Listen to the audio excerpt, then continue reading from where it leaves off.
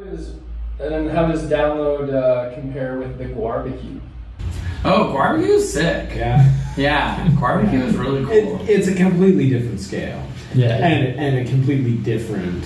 Yeah, the energy of GWAR-BQ is definitely way more punk. So like Download and like a lot of those big European festivals, it's like operating, you know, with kind of like more the, you know, big promoters.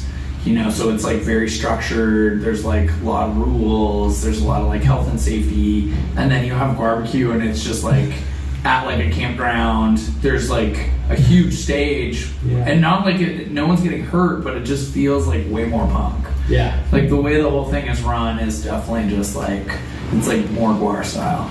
Yeah. It's in the name. Yeah, it's a great festival. Like, we love doing it. It was super fun. Yeah, I went 2014 and hung out, and then we got to play 2015, and yeah, it was awesome. What year was the Viking funeral? That was 2014. That's 14? You really are good? Yeah. Yeah, Jello Biafra's eulogy. I mean, that's exactly what you would expect from Jello Biafra. Yeah, I rode my motorcycle from Toronto down, and I got there just in time for like the Friday night stuff, and then it's funny, actually, like, I was staying with Brad, like, drummer of GWAR, and his wife Nicole was, like, setting up the merch the next day, and I was, like, looking at, like, everything they had, and, like, how many people, like, she had helping her, and I was like, oh, I'm gonna help you do merch until it kind of just, like, chills out, because I was like, this is gonna be really busy. And then I ended up doing merch with her for like 8 hours. Like it never quieted down. Yeah. And like Brad like afterwards was like, oh, I really appreciate that, man. And I was like, yeah, I'm not gonna bail like on my homie. But I was like, whoa, yeah, that's the scale of like, yeah, GWAR-BQ. You found respect for the merch folk. Oh yeah, definitely gotta be hustling. Definitely gotta be Liam's our merch hustler. Yeah.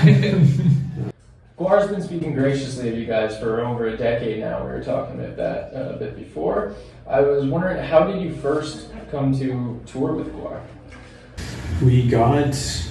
I think we kind of submitted for a GWAR tour through our agent or whatever. You know, it came across their table and they were like trying to get us on. And then we had toured with Devil Driver, and Devil Driver were already on the tour.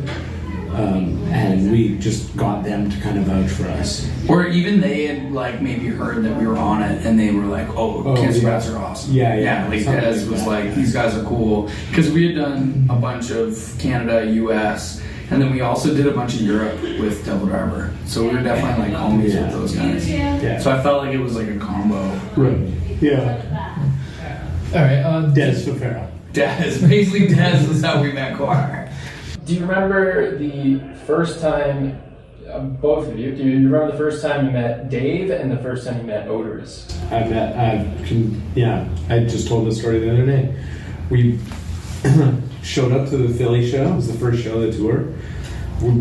I walked into the thing and I just heard some guy go, where the fuck are these Cancer Bats guys? And I was like, oh shit, like we're here, and we were a little bit late, you know, but it wasn't that late, you know? Yeah. And I was like, you know, kind of like got prepared to like maybe get a little bit of an argument or get in trouble or something. And this guy comes, I was like, oh, we're right here. Like, we just got here. Is everything okay? And he's like, oh yeah, totally. He's like, hey man, I'm Dave. I was like, oh cool. He's like, you guys are Canadian. He's like, yeah. He's like, so am I. I was like, oh, cool. Yeah. And then like, he's like, okay, I'm gonna go do sound check. And then just went and did sound check. It was like, sick. So that's the first time we met Dave. And then I guess later that evening was the first time I met Oderus. Any memorable tales from the night after with Oderus? I feel like the whole side for us on that tour especially was, I remember just like those shows were crazy and like busy and like big, and then I remember the first week or so, kind of like this tour too, whenever you're on tour with like a bigger band, the like routing is for their bus.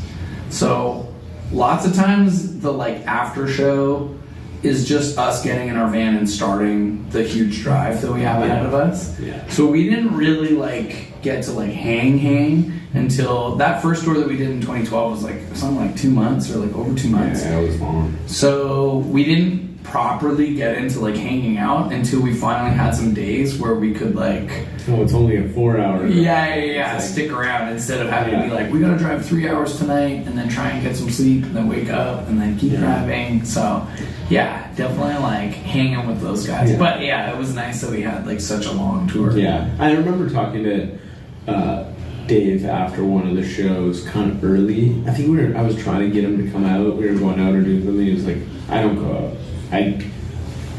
Everything gets left on the stage and I go to bed, kind of thing. I was like, okay, fair enough. On the other side of the flip point, do you remember the last time you talked to Dave? I remember when Iron Reagan and GWAR were on tour together. They played in Toronto, which I guess that was in 2013 when that would have been. Or no, maybe it was.